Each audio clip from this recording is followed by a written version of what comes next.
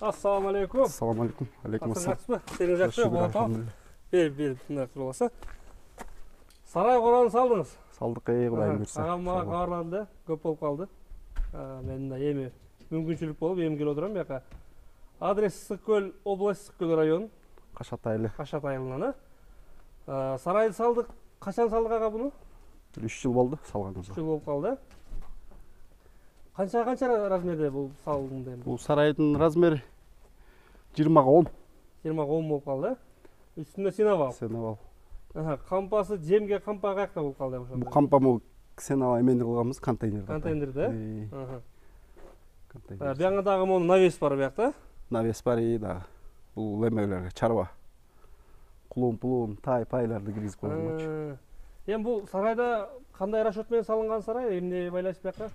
Ой, мал. Бұл сарайда бұқаларды көзінше, бұл темелерге болса өзінше қойылған, диник қылып жасалған. Әрбір жылқыға өзіне комнатада. Сіз өзі жылқымен занимация аласыз? Жылқымен. Жылқыны қандай? Алып аткормында сатасыз ба же қандай? Тай, пайлардан алып аткорм қыласыз? Аткорм қыларыз. Тағы башқа варианттар қандай? Құлынды бейлерді алабыз, мұзолы уйларды ала береміз. Мұзолы уй, құлынды бейлерді. Анда бір сыра кіріп көрелі? Көрелі. Ошонда сыртынан түшүндүрүп кетиңиз. Могу эшик кирген эшик бул главный ход. Главный ход тиякта да эшик бар. Экинчи этажга ушул жерден чөп чыгарабыз. Ичинен киргизет. Сүт машинамен келгенде, машинамен киргизет. Ушул жерден чөп чыгарабыз. Главный ход бул жактан. Кыгын кайсы эшиктен чыгарабыз ошондо? Кык ушундан эле чыгат. Кык ушундан чыгат. Бул жакта дагы бир эшик бар, бул жан баштан. Дагы бир. Буяктан дагы бир эшик бар. Ход бар. Могу окошкалар канча коюлган буяктан? Буякта 4-төө, ар жагында дагы бир 5-өө бар го дейм. Бияғында 4, ал жағында 5. Анда ушул ходтон кирип баштай берели? Баштасак болот. Бисмилля деп кире берели. Киргенде эле бул жакта. Сразу эле кеңири жер бар бул жерде. Бул ход. Ход. Бул ар бир жылкыларга ошо өзүнө комната кылып атайын жасагам. Отдельно, конюшня болуп ба? Диник деп коет буларды. Кандай деп коет? Диник деп коет. Атайын комнаталарды кылганбыз да. Бул нарак бассаңыз. Бияктын размерлерин түшүндүрүп кетпейсизби ушундай? Дагы ушун салсамбы дегендерге сизге окшоп. Эми булардын диниктердин ар бир размери мисалы 2 же 3-кө 3 кылса жакшы да. Мисалы меники 2,5-га 3 көбүнчө. 2,5-га 3 бу?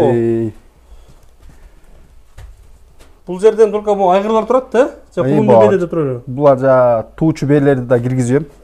Бооздорну? Бооздорну ушул жактан тууп. Эрте бооздору ушунун ичинен туй беришет. Ушунун ичинен туй берет. Ар бир жылкыны киргизбесең бири-бири тебеленет, ошондон неметип атайын ушуларды жасаганбыз да. Жанагы туучу бел. Кою көптөр роддом кылгандай эле, ошондой эле роддом, бул Как? Ошондо могул акыры жасалган жөн эле темирден, листтен эле жасаганбыз. Акырлары. Ошондой болгон. Сарайдын ички көрүнүшү. Биз для себя өзүбүзгө удобный да. Бул ар жагында эмне бар ошондо? Бул оңгону ушу диник кылганбыз. Ар жакка оңгону ошо жанагы бука-сука, уй-пуй байлаганга. Аткормга бу капталына бир сыра байлап туруп кетирдик. Бияка байлап семиртирип саттык уже. Бир сыра саттым. Пайдасы кандай, жакшыбы? Шүгүр. Ошону сурайынчы главный. Бул полдун размерин канча алдыңыз? Көбүндө эле ушул жер айырма болот экен, могул уй турган жер. Бул 1,80 болуш керек, 1,80. 1,80 болгон. Кимде 2 метр, кимде 1,90. Мен 1,80 кылганбыз биз. Ошондой. 1,80ден баштап 1,85, 1,90, 2 метрге чейин болот экен да. Мен 1,80. Бул акырдын размерин айтып кетсеңиз эми. Акырдын деле размерлерин билбейт экенбиз. Көз чамамен эле кыла бердиңер. Көрүп туруп жездемдики менен көрүп туруп салганбыз.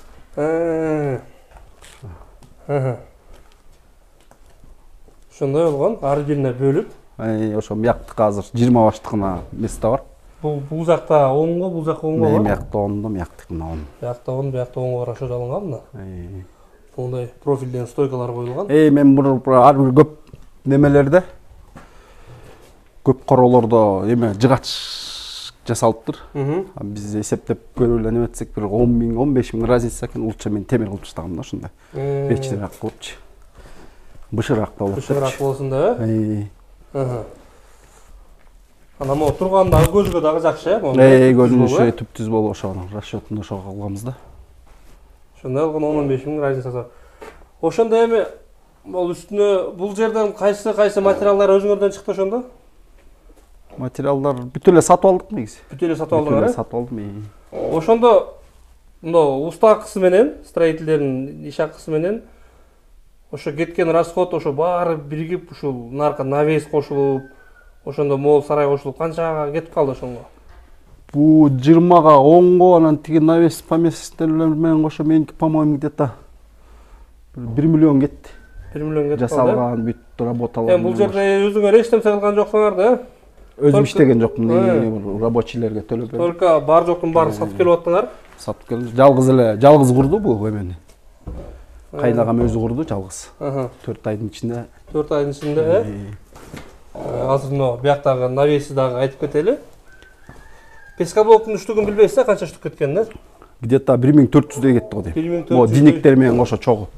Моолар бөлгөн менен 1400 кетти. Могу акыры монун баары темирдин баары сатып алынган.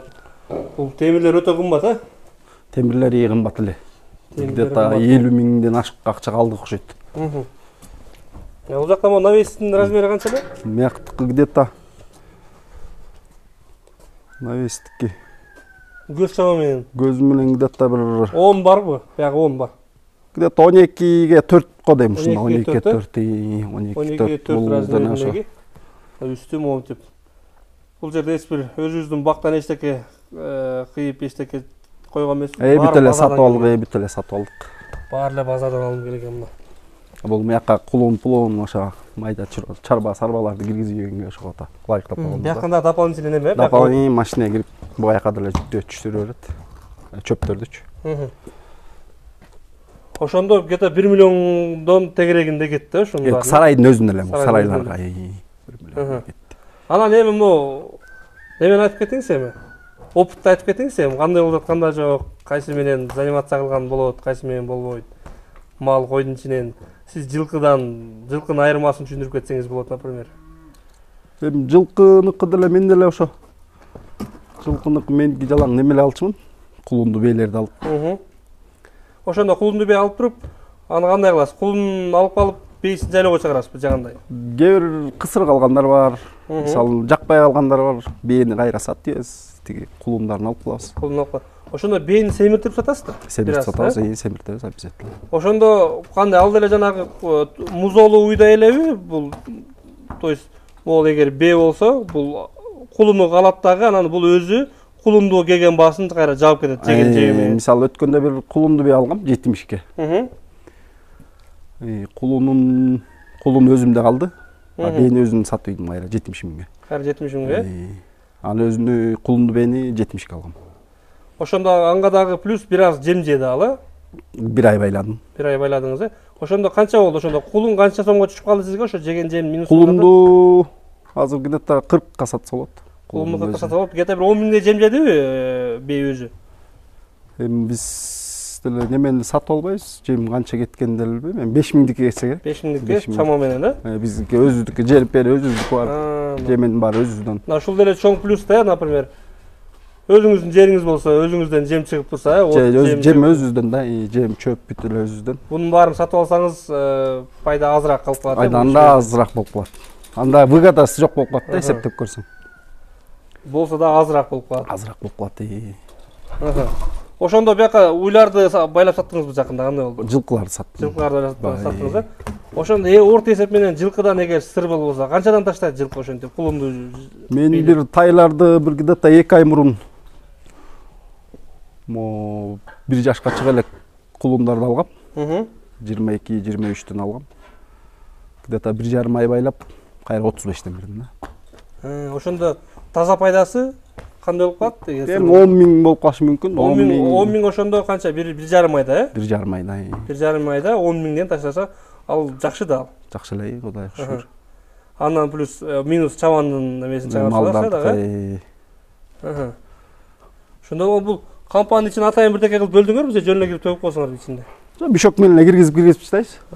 Анда отдельный кылып бөлгөн эмес Жок, анда. жок. Сен өзү контейнер өзү. Үстүнөн төкүп жанан астынан жана төгүлчү кылып андай жок а бул жерде. Жок, контейнер өзү мындай немерек да. Демеге жакшыраак. Сыканны башкадан да жакшы турат. Ошондой болгон. Ишкер агам экен жигиттер мына. Бул навес. Дагы бесире кайталап кетейин. Бул айгырбы? Бул айгыр. Тортасы айгыр. Биякта бул дагы экинчи айгырбы? Бул дагы айгыр. Мына жигиттер. Үстүнөн да бир көрсөтөйүн. Бул былтыр үйүргө чыгып келди негизи бул. Жакшы үйлөдү. Бул эме жорго. Жорго өзү? Бунуку негизи быйыл бээлер менен ушундан чыгат. Туулгандар ушундан да. Быйыл ушулардан туулат. Жоргого чабылган эмес бирок. Жок, бул эми. Чисто өзүңөргө. Для себя өзүбүзгө мындай. Бээлерге. Кородон жигиттер. Кыскача бир интервью болду десек. Ага, анда сизге чоң рахмат. Рахмат сизге. Дагы сарайларды кеңейтириңиз, дагы бир көп. Кудайым бурса эми дагы жасалчу жерлер бар, терезелер салыш керек болуп атат азыр. Бир момундай могул жерин нито кылып коюп турбуз деген жери барбы сарайдын? Ушуну айтпаңызчы. Сарайдын диниктерди күн жылыса неме кылалы деп атабыз, могуларды эс алып туруп, чөп салган немелердин ичинен эле чөптөрдүн, акырлардын ичинен эле куялы деп атам да. Biraz дагы кеңейтип туруп. Бетон менен эле, цемент менен эле ичинен эле. Ичинен чөп жем. Тар болуп калбайбы анда? Biraz чоебуз, biraz мону чоем да так. Дагы бир жарым метрге чоюп туруп анан. Онда ошондо коридор biraz тарайып калат. Бирен. Мыяк боомдон нормально болуп калат да, могу где-то 2 метр болот. 2 метрде эле жакшы болуп турат өзү, кеңирлүү болот. 2 метр проход болот, ошондо могу акырларга чейин бери неме кылам. Дагы бери жасап. Темирди алып салып эле жөн эле бетон эле жасайбыз, Дагы бийигирээк көтөрүп, Атмоотип жерден жебей турган. Биякта эч жок, дагы эле бийиктетип салып туруп эле. Мияктан эшиги болот обязательно кайра эле. Бирок акырлардын ичинен эле цемент менен эс жок уюп салсакпы деген ойлор бар да. Так.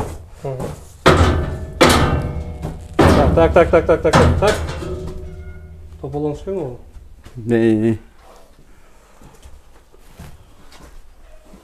Белиңсен ага, тынч болуңуз, бар болуңуз, иштерге ийгилик. Өтө жакшы экен. Рахмат сиздерге да. Берген советтериңизге чоң рахмат. Дагы иштериңиз жүрүшүп, дагы көбүрөөк окуп алганда дагы бир келип учурап кетели. Дагы момундай катачылыктар болсо, катачылыктар болду. Кудай буйруса болбосун. Дагы бир жакшы бир немелерди үйрөнсөңүз, алар дагы эл менен, жаштар менен бөлүшүп кетсеңиз, өтө жакшы болот. Андыктан жигиттер баягы эле лайк, тынч болула, бар болула. Ошо агама окшогон ишкерлер болсо кабарлап койсоңор болот. 0550 35 37 37. Буйруса келип тартып, сиздин дагы жакшы советтериңизди жаштарга бергенге аракет кылабыз. Андыктан бар болула. Салам алейкум.